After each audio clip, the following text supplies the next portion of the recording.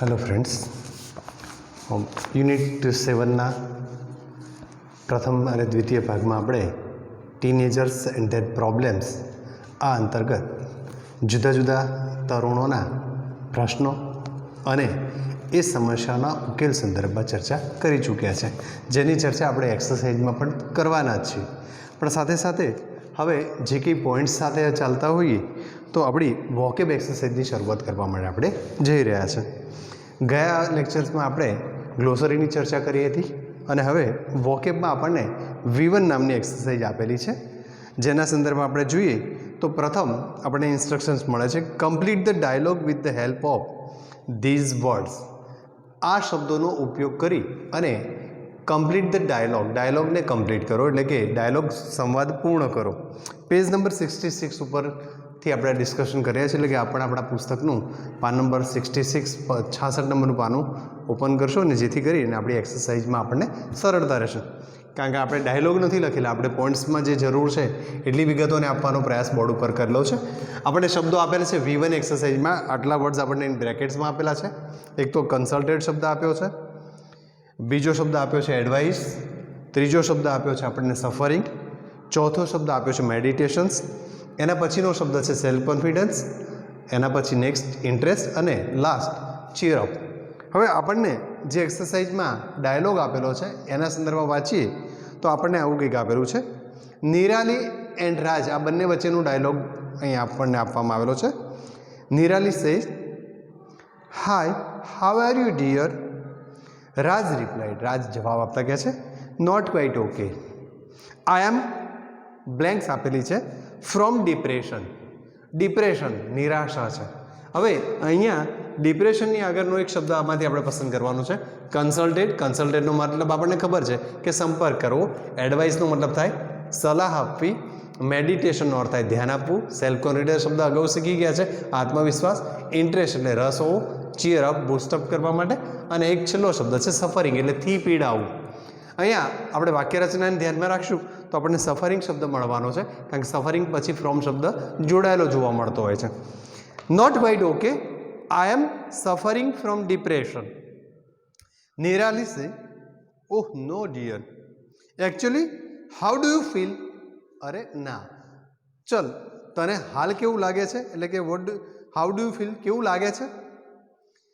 Raj reply, I have lack of self confidence શબ્દ અહીંથી લઈશું આપણે. I have lack of self confidence. I do not have interest in anything. મારામાં આત્મવિશ્વાસનો અભાવ છે, એટલે મને કોઈ બાબતમાં ઇન્ટરેસ્ટ પડતો નથી. I do not have interest in anything I do. જે કંઈ કાર્ય કરું છે એમાં મને રસ નથી પડતો. Actually I don't feel like doing anything. અને ખરેખર કહું ને તો મને કશું કરવું જ નથી ગમતું. નિરાલી કહે છે, હેવ યુ, ડૉક્ટરની વાત કરી છે, ડૉક્ટરને આપણે કન્સલ્ટ કરીએ છીએ, have you consulted any doctor?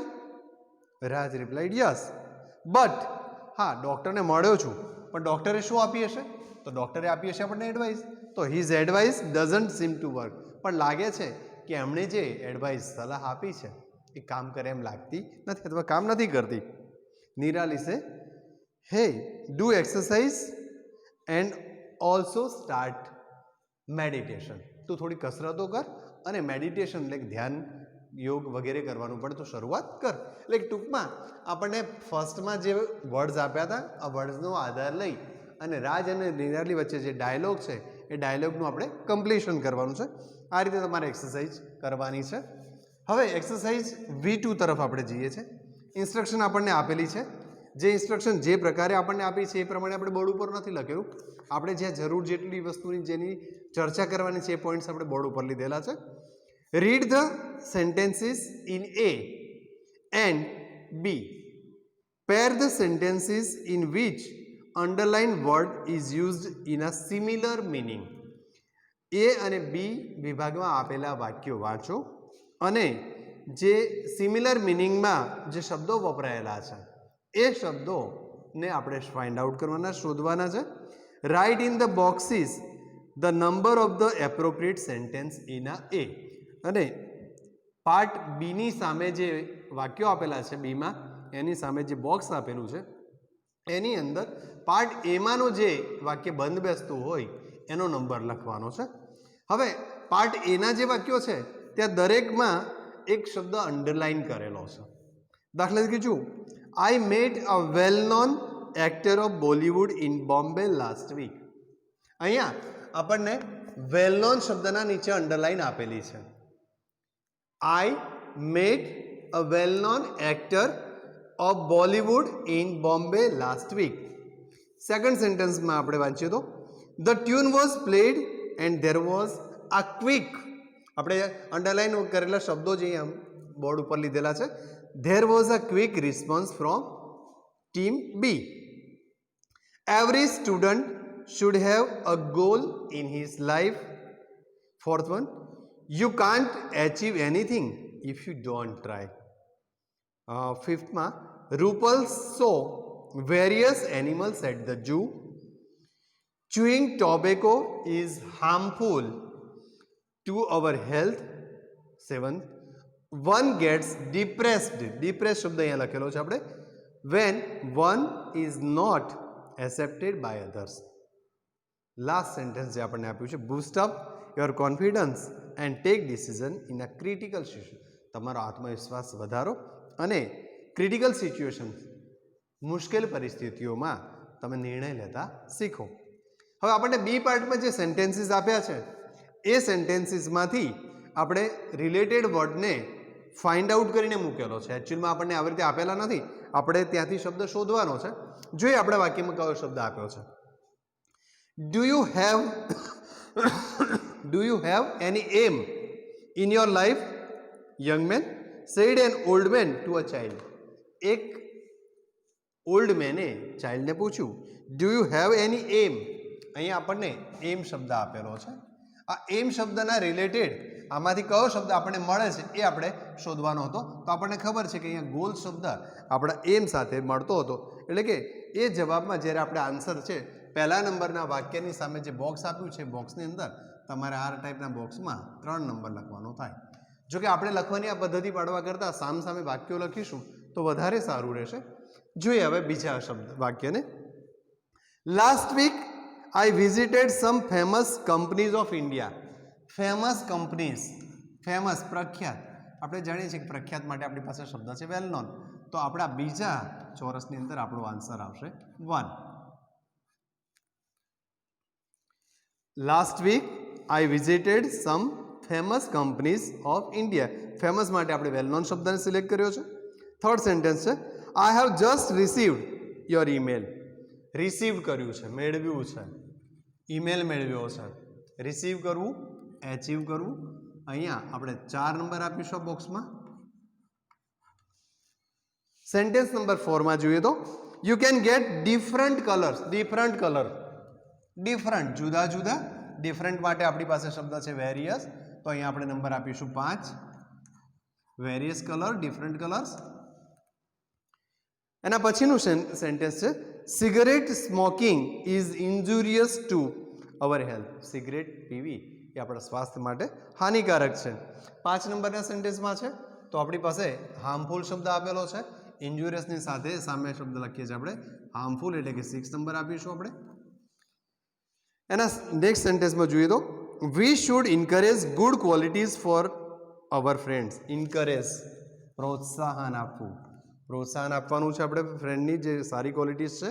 તો સારી ક્વોલિટીઝ કઈ હશે એના વિશે આપણે વિચારવાનું છે. તો સારી ક્વોલિટી શું કરશે? આપણે બૂસ્ટઅપ કરશે.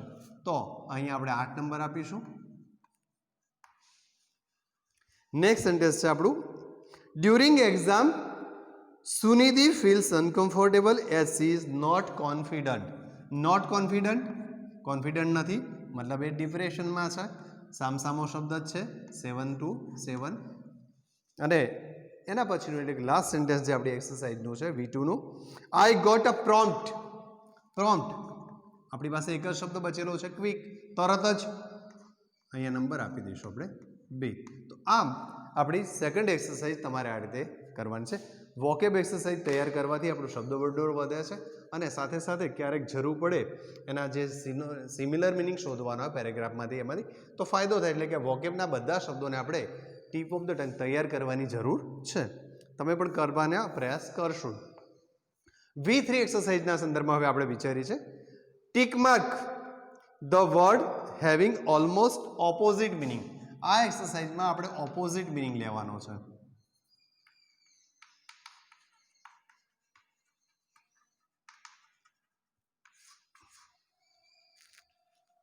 પહેલી એક્સરસાઇઝ V2 માં આપણે સિનોનિમ એટલે કે સિમિલર મિનિંગ લીધા છે. આ એક્સરસાઇઝમાં આપણે ઓપોઝિટ વર્ડ લેવાનો છે. આપણને 4 વર્ડ આપેલા છે, જે 4 આપણે નથી લખ્યા. આપણે ફર્સ્ટ રોના જે મેઇન મિનિંગ છે કે જેનો ઓપોઝિટ આપણે શોધવાનો છે એ શબ્દો લીધા છે. Encourage, difficult, like, long, achieve, conclude, interesting.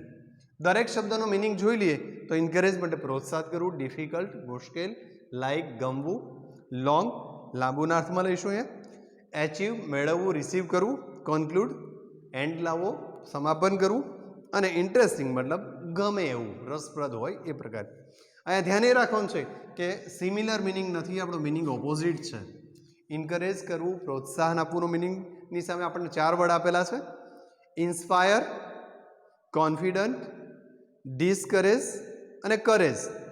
હવે આપણે મેઇન શબ્દ ધ્યાનમાં રાખીએ તો કરેજ શબ્દ સાથે રિલેટેડ ઓપોઝિટ વર્ડ બનાવતા આપણે શીખેલા છે.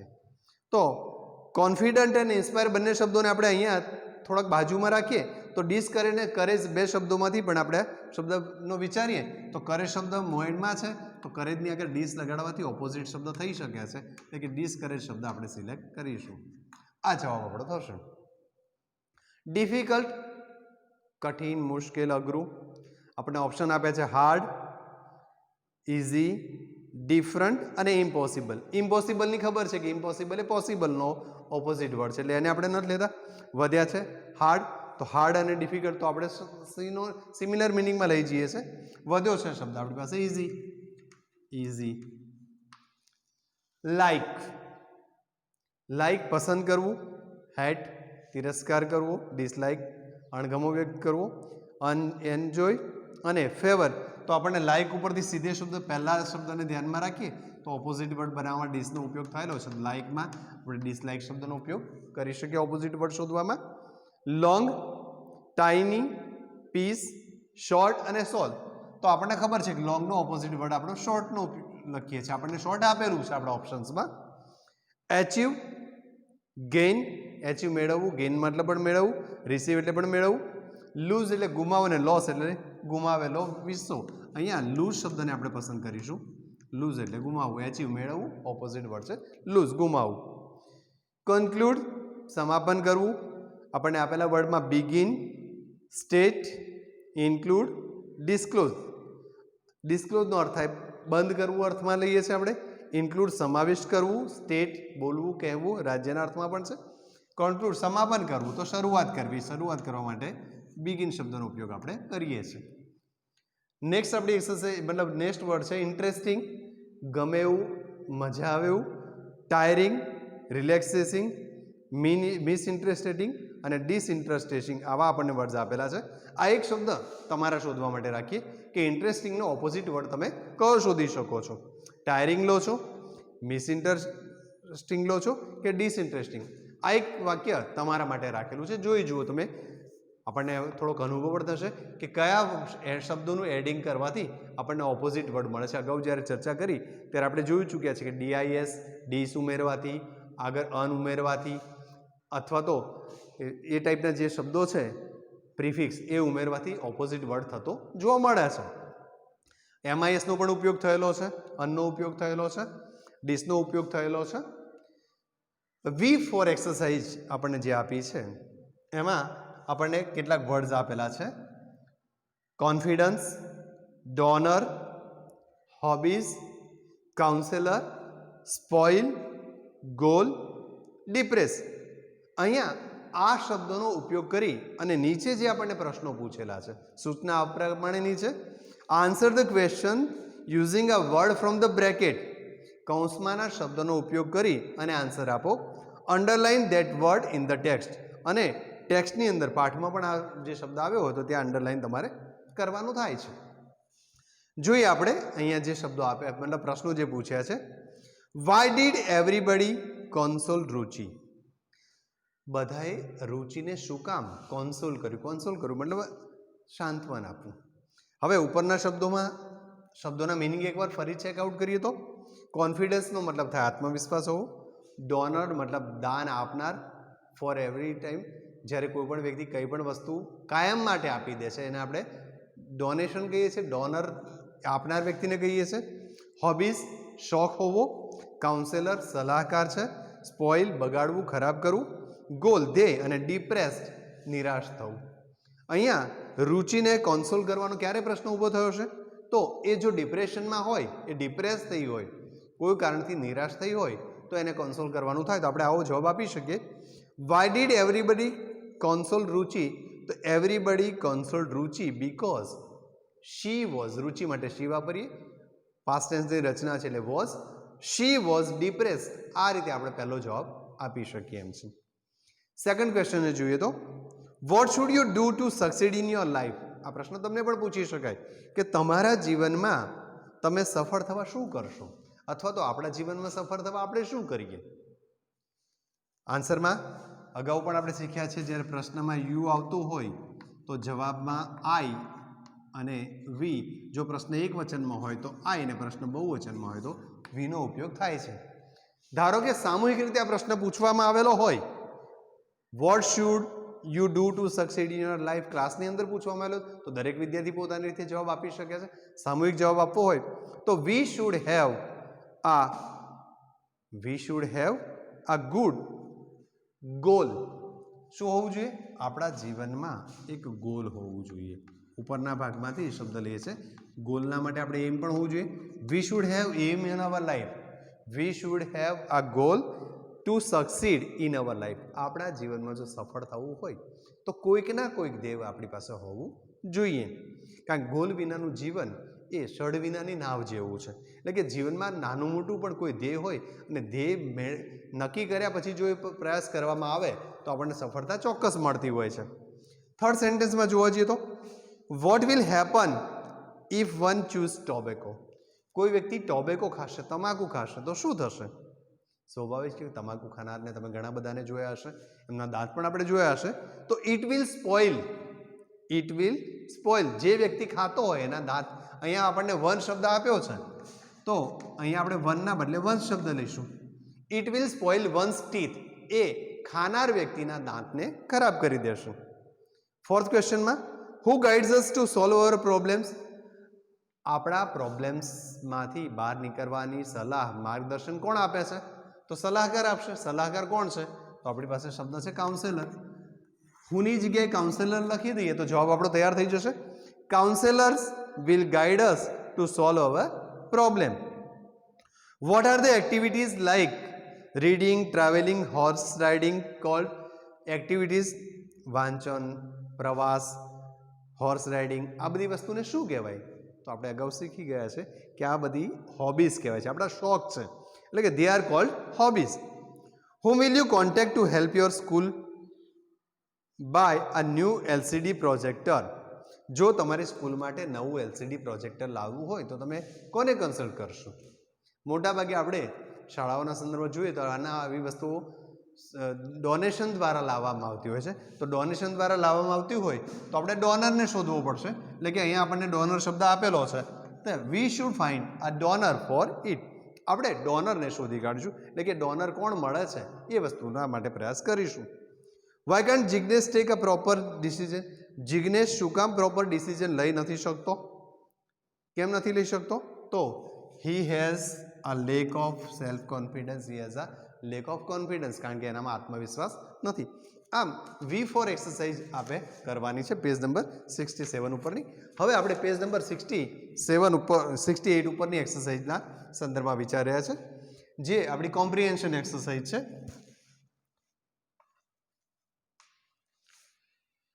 પાઠમાં આપણે જુદા જુદા તરુણો અને એમની સમસ્યાઓ વિશે જાણ્યું હતું.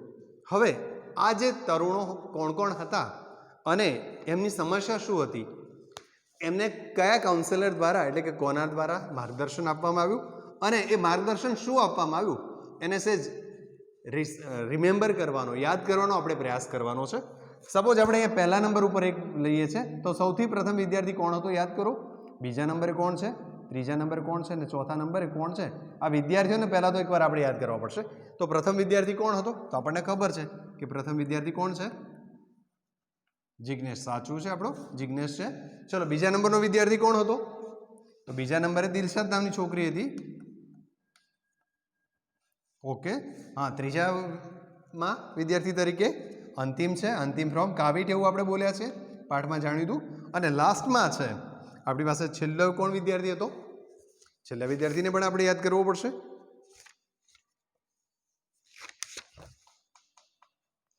હવે આ જે વિદ્યાર્થીઓ જે આપણે લીધા છે, હરીશ નામનો વિદ્યાર્થી છે આપણો. તો આ ચારેય વિદ્યાર્થીઓએ પોતાની સમસ્યા રજૂ કરી હતી. હવે દરેક વિદ્યાર્થીની સમસ્યાને તમારે યાદ કરવાની છે કે એણે સમસ્યા કઈ રજૂ કરી હતી. હવે યાદ કરીએ આપણે કે જિજ્ઞેશે જ્યારે શરૂઆત કરી તો એણે પોતાની કઈ સમસ્યા રજૂ કરી હતી? આપણને ખબર છે, લેક ઓફ સેલ્ફ કોન્ફિડન્સ. જિજ્ઞેશે કહ્યું હતું હી has a lake of self confidence. એનામાં આત્મવિશ્વાસનો અભાવ છે. He is ઇન્ડિસિસિવ. એ પોતે નિર્ણય લઈ શકતો નથી. અને કાઉન્સિલર તરીકે કોણે માર્ગદર્શન આપવાનો પ્રયાસ કર્યો? તો એ આપણે વિચારવાનું છે. મિસ્ટર બક્ષી હતા કે મિસ્ટર શાહ? તો આપણને ખબર છે કે મિસ્ટર બક્ષી છે અહીંયા કાઉન્સિલર તરીકે. શું સલાહ આપી હતી જિજ્ઞેશને? તો જિજ્ઞેશે કહ્યું હતું હી પ્લાન ફોર અ મંથલી, અથવા તો હી પ્લાનિંગ ફોર અ મંથ. એ આખા મહિનાનું પ્લાનિંગ કરે છે અને એના કારણે એ ફોલોઅપ આપી શકતો નહોતો. તો મિસ્ટર બક્ષી દ્વારા એને કઈ સલાહ આપવામાં આવી? સલાહ આપી હતી plan four only one day. Plan four one day and try to follow. એક જ દિવસનું પ્લાનિંગ કરો અને એ પ્લાનિંગને ફોલો કરવાનો પ્રયાસ કર તો તને ચોક્કસથી સફળતા મળશે. તો જિજ્ઞેશનો problem self confidence mister Bakshi દ્વારા અપાયેલી સલાહ છે કે ભાઈ don't plan for a too long time. વધારે સમયનું પ્લાનિંગ ન કરો, પ્લાનિંગ ટૂંકા ગાળાનું કરો અને એને ફોલો કરવાનો પ્રયાસ કરો તો ધીરે ધીરે તમારો જે આત્મવિશ્વાસ છે વધશે. દિલશાદની સમસ્યા, દિલશાદનો પ્રોબ્લેમ શું હતો? આપણને ખબર છે શી હેઝ અ પિમ્પલ્સ. એના ચહેરા ઉપર પિમ્પલ્સ હતા. She has applied many creams. એણે ઘણી બધી ક્રીમોનો યુઝ કર્યો હતો. સલાહ કોણે આપી છે એને? યાદ કરવાનો પ્રયાસ કરો. સલાહ કોણે આપી છે? તો ડૉક્ટર શાહ, ચંદ્રકાંત શાહ છે. શું સલાહ આપી છે? તો પહેલી સલાહ તો આપણે જાણીએ છીએ કે એમણે કીધું don't get carried away with the ads. વધારે પડતી જાહેરાતો જોઈ અને જાહેરાતમાં જેટલી ક્રીમો આવે છે એટલી બધી ક્રીમો પાછળ જવાની જરૂર નથી. Better to consult a skin specialist. સલાહ કઈ છે? સ્કિન સ્પેશિયાલિસ્ટને મળવાની સલાહ આપી હતી. તો આ દિલશાદની સમસ્યા અને ડૉક્ટર શાહ દ્વારા અપાયેલું માર્ગદર્શન હતું. અંતિમનો પ્રશ્ન હતો એચઆઈવીના રિલેટેડમાં છે. કયો પ્રશ્ન હતો? કેન આ બ્લડ ડોનર એચીવ અથવા તો એક્વાયર એચઆઈવી? શું રક્તદાતાને એચઆઈવી થઈ શકે છે? આ સલાહ કોણે આપી હતી એને? તો એને સલાહ એ વખતે માર્ગદર્શન આપવામાં આવ્યું મિસ્ટર બક્ષી દ્વારા. શું આપવામાં આવ્યું છે? તો પહેલો તો પ્રશ્ન એને સલાહ એવી આપવામાં આવી હતી કે student like you can not donate blood. તારા જેવા વિદ્યાર્થી અત્યારે આ તબક્કે ડોનેશન મતલબ બ્લડ ડોનેટ કરી શકતા નથી. એટલે તરત અંતિમે કહ્યું હતું મારે તો જાણવું છે. અને પછીના જવાબમાં શું કહ્યું હતું કે instruments use for that reason are sterilised. જે ઇન્સ્ટ્રુમેન્ટ આ ડોનેશન કેમ્પમાં વપરાય છે એ સ્ટરીલાઇઝ કરેલા હોય છે. એટલે કે બ્લડ ડોનેશન કરનાર વ્યક્તિ એનાથી ઇન્ફેક્ટેડ થતો નથી. તો આ બાબતની એ ચર્ચા કરી હતી. નોટ એચીવ એડવાઇસ હતી કે પહેલાં તો આપી નહીં શકે અને બીજી સલાહ હતી કે ભાઈ આ વસ્તુ સ્ટરીલાઇઝ કરેલી હોવાના કારણે થઈ શકતું નથી. છેલ્લો વિદ્યાર્થી હતો આપણો હરીશ. એને ગુટકા ખાવાની હેબિટ હતી. તો ચ્યુઇંગ ગુટકા શબ્દનો અહીંયા તમે ઉપયોગ કરી શકો. ચ્યુઇંગ ગુટકા. અને કાઉન્સેલર કોણ છે? તો કાઉન્સેલર ત્યાં મિસ્ટર બક્ષી. સલાહમાં શું છે? તો પહેલાં તો એને પૂછ્યું હતું કેટલી વાર તું ખાય છે? How many times do you take this gutka? કેટલી વાર તું ખાય છે દિવસમાં ને? બરાબર. અને પછી એની હોબીઝ વિશે પ્રશ્ન પૂછવામાં આવ્યો હતો કે તારી હોબીઝ કઈ છે? એણે જ્યારે હોબીઝ જણાવી તો keep his mind engage in his hobbies. એનું જે માઇન્ડ છે એને એની હોબીઝમાં એંગેજ કરવાનું કહ્યું હતું. Go to his friend, play for some time. થોડીક વાર રમવાનું, મિત્રો સાથે જાઓ. આ બધી બાબતો દ્વારા એને એડવાઇસ આપવામાં આવી હતી. આમ આપણા પાઠની અંદર ચાર તરુણોની સમસ્યાઓ અપાઈ હતી અને 4 તરુણોને યોગ્ય માર્ગદર્શન આપવામાં આવ્યું છે અને આ ચારેય તરુણોની જે સમસ્યાઓ છે એ કોમન સમસ્યાઓ છે. અત્યારના સ્ટેજમાં હાલ જે વિદ્યાર્થીઓ 9-10 ધોરણમાં ભણતા હોય એમાંના ઘણા બધાને આ બાબતની આદતો ક્યાંક ના ક્યાંક પડી હોય છે અથવા તો આ પ્રકારની લાગણી એમના મનમાં હોય છે. તો આ સલાહ બધા વિદ્યાર્થીઓને ધ્યાનમાં રાખીને આપેલી છે એટલે કે આ વસ્તુને ફોલો આપણે પણ કરી શકીએ એમ છે. C2 એક્સરસાઇઝના સંદર્ભમાં વિચારીએ છીએ આપણે. અહીંયા તમારે પાઠમાંથી કેટલાક વાક્યોને શોધવાના છે. Find out the sentences from the text which proves this sentence is wrong. અહીંયા બધા જ સેન્ટેન્સીસ આપણે બોર્ડ ઉપર નથી કર્યા, 2 કે 3 વાક્યોને કરીએ છીએ, બાકીના આપણે સેલ્ફમાં એટલે કે જાતે થોડો પ્રયાસ કરવાનો છે. સૂચના આપણને આ પ્રકારે આપી છે. Find out the sentences from the text. ટેક્સ્ટમાંથી આ વાક્યો શોધી કાઢો. Which prove this sentence is wrong. જે આ વાક્યોને ખોટા સાબિત કરે. એટલે કે તમને આપેલા જે વાક્યો છે એ વાક્યો કરતાં પાઠમાં આપેલા વાક્યનો મિનિંગ જુદો હશે, એટલે કે ઓપોઝિટ મિનિંગ હશે, કારણ કે આપણને આપેલા વાક્યોને આપણે ખોટા સાબિત કરવાના છે. ફોર એક્ઝામ્પલ, પહેલું વાક્ય આપણને આપ્યું હતું, Jignesh is a confident boy. Jignesh આત્મવિશ્વાસવાળો વિદ્યાર્થી છે. તો જિગ્નેશની સમસ્યા હતી lack of self confidence is my problem. કારણ કે જિગ્નેશે જેવું કીધું હતું કે લેક ઓફ સેલ્ફ કોન્ફિડન્સ એ મારી સમસ્યા છે, એટલે કે જિગ્નેશ કોન્ફિડન્ટ બોય તો નથી. સેકન્ડ સેન્ટેન્સ આપણને આપ્યું છે, Jignesh feel that he uses time properly. જિગ્નેશને એવું લાગે છે કે પોતાનો ટાઈમ યોગ્ય રીતે પસાર કરી રહ્યો છે. જો પાઠને આપણે બરાબર રીડ કર્યો હોય તો આપણને ખબર હશે કે જિગ્નેશ ક્યાંક એવું કહેતો આપણને સંભળાયો છે, I feel I waste my time. મને લાગે છે કે હું મારો સમય વેડફી રહ્યો છું. તો તમારે આ સેન્ટેન્સને શોધીને આ વાક્યની સામે લખવાનું છે. થર્ડ સેન્ટેન્સમાં આપણને કંઈક આવું આપ્યું છે, જુઓ, mister Bakshi advised Jignesh to plan for a long period.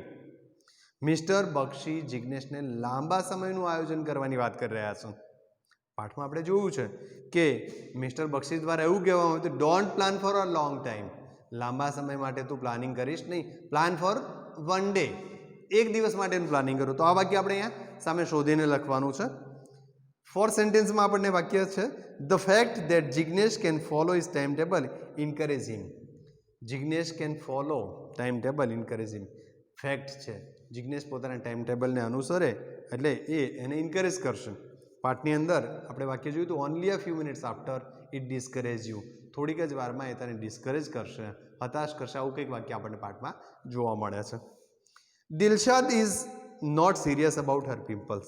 Dilshad પોતાના ચહેરા ઉપર જે ખીલ થાય એ બાબતમાં સિરિયસ નથી. પણ આપણે જોયું હતું કે દિલશાદ જ એવું કહે છે, આઈ હેવ એપ્લાઇડ મેની ક્રીમ્સ. મેં ઘણી બધી ક્રીમોનો ઉપયોગ કર્યો છે. આ ક્રીમનો ઉપયોગ ક્યારે કર્યો છે? જો પોતાના ચહેરાની બાબતમાં કેરલેસ હોત તો એણે ક્રીમો વાપરવાનો પ્રયાસ અથવા તો ક્રીમો દ્વારા એને મટાડવાનો પ્રયાસ ન કર્યો હોત. Teenagers can donate blood. તરુણો બ્લડ ડોનેટ કરી શકે છે. આપણે જોયું હતું કે સ્ટુડન્ટ લાઈક યુ એવું વાક્ય આપ્યું છે, કેન નોટ ડોનેટ બ્લડ. તમારા જેવા વિદ્યાર્થીઓ આ તબક્કે બ્લડ ડોનેટ કરી શકતા નથી, એવું વાક્ય આપણને પાઠમાં આપેલું છે. Blood donation to HIV patient is dangerous. HIV પેશન્ટને બ્લડ આપવું, રક્તદાન કરવું એ ડેન્જરસ છે. પાઠમાં આપણને કહ્યું હતું કે it is safe. A safe છે કારણ કે ધ ઇન્સ્ટ્રુમેન્ટ્સ આર સ્ટરીલાઇઝ. એમાં વપરાતા ઇન્સ્ટ્રુમેન્ટ છે સ્ટરીલાઇઝ કરેલા, એટલે કે એનાથી કોઈ મુશ્કેલી થતી નથી. Harish's habit of chewing gutka has made his teeth strong. હરીશની ગુટકા ખાવાની આદતથી એના દાંત મજબૂત થયા હતા. શું થયું હતું હરીશના દાંતને? તમારે આ વાક્ય શોધવા માટે આપણે સેલ્ફ પ્રેક્ટિસ માટે આપી રહ્યા છે. Engaging one's self in different activities can't help in getting rid of bad habits. પોતાની જાતને બીજી પ્રવૃત્તિઓમાં એન્ગેજ કરવાથી આપણે આપણી ખરાબ આદતોમાંથી મુક્ત થઈ શકતા નથી. આ વાત સાચી છે. આપણને આ વસ્તુનું જે વાક્ય આપ્યું છે પાઠમાં કે આપણે મુક્ત થઈ શકીએ છીએ, તો એ વાક્ય તમારે લખવાનું છે. આમ C2 એક્સરસાઇઝમાં તમને આપેલા વાક્યનું ઓપોઝિટ મિનિંગ આપતું વાક્ય આપણા પાઠમાં છે, જે આપણી કોમ્પ્રિહેન્શનની આપણી જે કેપેસિટી છે, અંદરથી અર્થગ્રહણ કરવાની જે ક્ષમતા છે, એને ડેવલપ કરવા માટે ઉપયોગી થાય છે. એટલે કે તમારે પાઠમાંથી વાક્યોને શોધવાના છે. C3 એક્સરસાઇઝની આપણને સૂચના આ પ્રમાણે આપેલી છે. Complete the dialogue between mister Bakshi and Jignesh using appropriate responses with the help of lesson. પાઠના આધારે તમારે જિગ્નેશ અને મિસ્ટર બક્ષી વચ્ચે જે સંવાદ થયો છે એ સંવાદને પૂર્ણ કરવાનો છે. Work in pairs and enact it in the class. તમારે પાઠમાંથી આ વાક્યોને પહેલાં એ કરવાના છે અને વિદ્યાર્થી તરીકે 2 વિદ્યાર્થીઓના ગ્રુપમાં આ વસ્તુને આપણે વાંચી શકીએ છીએ. પણ અત્યારના આપણે જે સંજોગો છે એ સંજોગોમાં 2 વિદ્યાર્થી સાથે આપણે વાંચન નથી કરી શકતા. પણ તમે ઘરે કદાચ તમારા ઘરમાં તમારા સિસ્ટર કે બ્રધર કોઈ હોય તો એની સાથે પણ આ ડાયલોગ ડિસ્કશન કરી શકો એમ છો. જિગ્નેશ કહે છે, sir I lake self confidence. I can prepare A time table but can't follow it. What should I D? Sir મારામાં આત્મવિશ્વાસનો અભાવ છે. હું ટાઈમ ટેબલ તો બનાવું છું પણ ફોલો નથી કરી શકતો. મારે શું કરવું જોઈએ? તો મિસ્ટર બક્ષી દ્વારા પાઠમાં આપણને કયું વાક્ય બોલાયું છે? તો આપણે જોયું હતું કે મિસ્ટર બક્ષી કહેતા કે tell me how many days do you plan for Jignesh. તું કેટલા દિવસનું પ્લાનિંગ કરે છે જિગ્નેશ? તો આ વાક્ય રચના તમારે અહીંયા લખવાની છે. જિગ્નેશે શું જવાબ આપ્યો હતો? તો આઈ ગો ફોર પ્લાનિંગ અથવા તો I go for monthly planning. હું મહિનાનું પ્લાનિંગ કરતો હોઉં છું. Mister Bakshi replies, you should not set such a difficult goal and you should be practical. તારે આવું મુશ્કેલ ગોલ પસંદ ન કરવું જોઈએ. તારે થોડાક વાસ્તવવાદી એટલે કે તારી કેપેસિટીને ધ્યાનમાં રાખીને તું ફોલો કરી શકે એ પ્રમાણેના ગોલને પસંદ કરવું જોઈએ. જિગ્નેશે you mean I should plan for a week. તો જિગ્નેશે કહ્યું હતું તો એનો મતલબ એવું થાય કે મારે મહિનો નહીં, મારે અઠવાડિયાનું પ્લાનિંગ કરવું જોઈએ. મિસ્ટર બક્ષીએ જવાબ આપતા કહ્યું, no not four a week. ના, અઠવાડિયાનું પણ નહીં. Plan four only 1 day. એક જ દિવસ માટે પ્લાનિંગ કર. જિગ્નેશ પૂછતો હતો સામેથી, do you think it will build up my confidence. તમને એવું લાગે છે કે આનાથી મારો કોન્ફિડન્સ વધશે? મિસ્ટર બક્ષીએ રિપ્લાયમાં કહ્યું હતું, yes certainly follow your time table for some time and it will definitely અથવા it will boost up your confidence. તું એ ટાઈમ ટેબલને ફોલો કરવાનો પ્રયાસ કર તો ચોક્કસથી આ તારો આત્મવિશ્વાસ વધી શકે એમ છે. આમ C3 એક્સરસાઇઝમાં તમારે ડાયલોગ જે કે આ પાઠમાં આપ્યા હતા આ ડાયલોગને તમે મેમરાઇઝ કરીને વર્ગમાં વિધાઉટ બુક પણ તમે બોલી શકો એમ છો. એટલે કે એને નાટ્યાત્મક અભિવ્યક્તિ પણ તમે કરી શકો એમ છો. C4 એક્સરસાઇઝમાં આપણને આન્સર ધ ક્વેશ્ચન્સ કરીને આ પ્રશ્ન પૂછેલા છે. એમાંનો પહેલો પ્રશ્ન છે, why was the video conference arrange. આ વિડીયો કોન્ફરન્સ એરેન્જ શું કામ કરવામાં આવી હતી? તો આપણે પાઠની શરૂઆતમાં જોયું હતું video conference was arrange for the teenagers માટે આ વિડીયો કોન્ફરન્સનું આયોજન કરવામાં આવ્યું હતું. અને એનો હેતુ શું હતો? તો એનો હેતુ હતો they would discuss their problem with well known counsellors and get advice. તેઓ વેલ નોન કાઉન્સેલર્સની સાથે એમના પ્રશ્નોની સમસ્યાની ચર્ચા કરી શકે અને માર્ગદર્શન મેળવી શકે.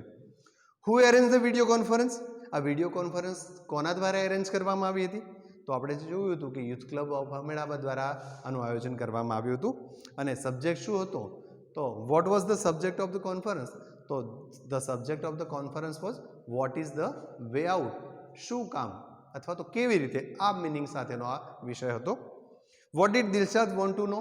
દિલશાદની સમસ્યા શું હતી? દિલશાદને શું જાણવું હતું? તો આપણે થોડી વાર પહેલાં જ જોયું કે he has a pimples on her face. એના ચહેરા ઉપર ખૂબ જ પિમ્પલ્સ હતા. She want to get rid of the pimples. એને આ પિમ્પલ્સમાંથી મુક્તિ મેળવી હતી. તો Dilshad wanted to know how she could get rid of from the pimples. એ પિમ્પલ્સમાંથી કઈ રીતે મુક્તિ મેળવી શકે આ વસ્તુ એને જાણવી હતી. Explain the meaning of no ads for no ads. આપણે જે એક સ્લોગન આપ્યું હતું નો એડ્સ. અહીંયા આપણો શબ્દ હતો KNOW અને બીજો શબ્દ છે નો. બંનેનો પ્રોનાઉન્સિએશનની બાબતમાં સરખા લાગ્યા હતા પણ મિનિંગ બંનેના જુદા હતા.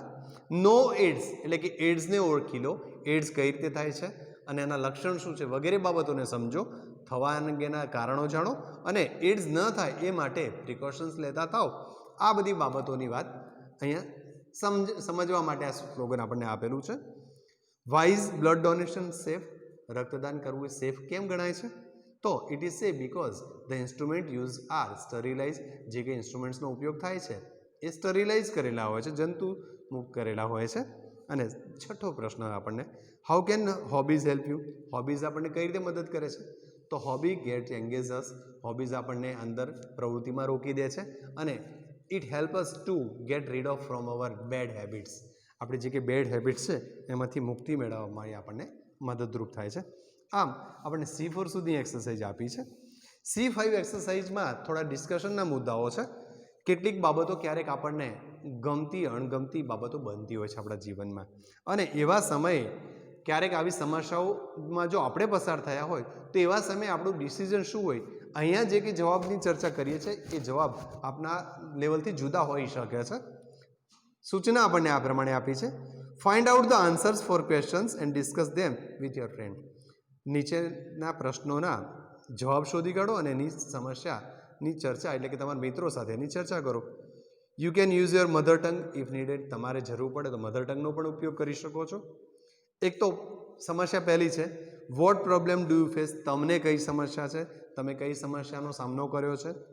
Have you ever try to get rid of it. તમે જે કે સમસ્યા છે એમાંથી મુક્ત થવાનો પ્રયાસ કર્યો છે, કર્યો હોય તો હાઉ, કેવી રીતે. whom have you consulted to get rid of the problem. અને આ સમસ્યામાંથી મુક્ત થવા તમે કોની મદદ લીધી, કોને કન્સલ્ટ કર્યા હતા. તો આ પ્રશ્નો તમારા વ્યક્તિગત સ્વરૂપ ઉપર થઈ શકે એમ છે અને એના આન્સર પણ ડિફરન્ટ આવી શકે છે. Do you got angry. તમે ગુસ્સે થાવ છો, often angry. What are the things make you angry. કઈ બાબતો એવી છે કે જે તમને ગુસ્સે કરે છે. હાઉ ડુ યુ કામ યોર સેલ્ફ. તમે પછી આ ગુસ્સાને કેવી રીતે શાંત કરો છો. Think at least 2 or 3 things. હવે આવા સંજોગોમાં તમે પહેલાં તો પરિસ્થિતિ, તમને ગુસ્સો આવવાના કારણો કયા છે એના માટે વિચારવું પડે, અને ગુસ્સે થયા પછી જે ગુસ્સો આપણને આવે છે એ કઈ રીતે શાંત થાય છે એના સંદર્ભમાં વિચારવાનું થાય. આપણે એકાદ ઇન્સિડન્ટને જોઈએ તો જ્યારે આપણે ક્લાસરૂમમાં બેઠા હોય અને આપણા ફ્રેન્ડ્સ છે એ મેક ફન ઓફ અસ, આપણો જો મજાક ઉડાવે, make fun, friends make fun of me. જ્યારે મિત્રો આપણો એટલે કે મારો ગુસ્સો, મિત્રો જ્યારે મજાક ઉડાવતા હોય તો આપણને ગુસ્સો આવે છે. તો એ વખતે આપણે શું કરીએ છીએ, જ્યારે મિત્રો દ્વારા આપણને મજાક ઉડાવવામાં આવે તો આપણે મિત્રો સાથેના સંબંધોમાં થોડીક ઉણપ લાવી દેતા હોય છે, અને ક્યારેક આપણે જે મજાક ઉડાડતા હોય તેને ઇગ્નોર કરતા હોય છે. તો આપણે સામે રીઝન આપી શકીએ છીએ કે મિત્રો જ્યારે આવું કરે તો આપણે એમને ઇગ્નોર કરવાના થાય. તો આ એક ઇન્સિડન્ટ ગુસ્સા આવવાનો થયો. બીજો એક ઇન્સિડન્ટ, ક્યારેક તમને કોઈ વાર પનિશમેન્ટ મળી હશે અને તમને એવું લાગે છે કે આ પનિશમેન્ટ માટે ખરેખર તમારો ફોલ્ટ હતો જ નહીં. Even though you are not at fault, તમે ફોલ્ટમાં નહોતા છતાંય તમને પનિશમેન્ટ મળી છે. તો શું કરશું, સહન તો કરી લઈએ છીએ, આપણે પનિશમેન્ટ મળી, પણ આપણે મનમાં એક વસ્તુ ચોક્કસ રાખીએ છીએ, I will prove my self.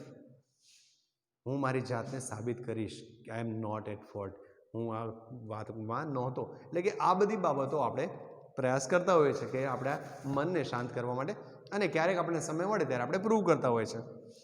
કોઈક વ્યક્તિ તમારી સાથે રૂડ બિહેવિયર કરે ત્યારે શું વિચારો, સમવન રૂડ એટ યુ, તમારી સામે જ્યારે કોઈક રૂડ ઉદ્ધતાઈભર્યું વર્તન કરે છે ત્યારે આપણે શું કરીએ છીએ, તો સૌ પ્રથમ તો આપણે એવું વિચારીએ છીએ કે એના જેવા થવું. જો એના ટીટ ફોર ટેટ થવા જઈશું તો એ જ વસ્તુ આપણામાં આવશે, પણ આપણે સામે જવાબ એવું લેવો છે કે આપણે આપણા મનને શાંત કેવી રીતે કરીએ છીએ. તો સૌ પ્રથમ તો આપણે એવું વિચારીશું કે he hasn't manners or not taught manners from his family. એને એના કુટુંબમાંથી મેનર્સ શીખવવામાં નથી આવેલું, જે કંઈ બાબતો છે. અને સાથે સાથે આપણા પેરેન્ટ્સે આપણને મેનર્સ શીખવ્યા છે, તો પ્રાઉડ ફોર અવર પેરેન્ટ્સ. આપણા પેરેન્ટ્સ માટે ગર્વ પણ અનુભવીશું કે આપણે આવી વસ્તુ કોઈની સાથે કરતા નથી. આમ આપણે કોમ્પ્રિહેન્શન સુધીની એક્સરસાઇઝની ચર્ચા કરી ચૂક્યા છે, એટલે કે આપણે સ્વાધ્યાયની નોટમાં આ બંને એક્સરસાઇઝ, વોકેબ એક્સરસાઇઝ અને કોમ્પ્રિહેન્શન એક્સરસાઇઝ લખવાની છે. લેંગ્વેજ પ્રેક્ટિસની જે એક્સરસાઇઝ આપી છે આપણને, એ એક્સરસાઇઝને તમારે 2 થી 3 વાર રીડ કરવાની છે. કારણ કે આ બંને અહીંયા જે એક્સરસાઇઝમાં આપ્યું છે એ આપણા લેંગ્વેજ ફંક્શન્સ અને સાથે સાથે આપણી જે નાઇસિટીઝ અને કેપેસિટી, એબિલિટી વગેરેના જે મોડેલ્સ છે એના યુઝમાં છે. એટલે કે એની સમયાંતરે આપણે ચર્ચા કરશું. એક્સરસાઇઝમાં તમારે લેંગ્વેજ વિભાગની એક્સરસાઇઝ લખવાની શરૂઆત તો કરી જ દેવાની છે. ઓકે, નેક્સ્ટ આપણે લેક્ચરમાં નવા કોઈ ટોપિક સાથે મળીએ છીએ. Thank you.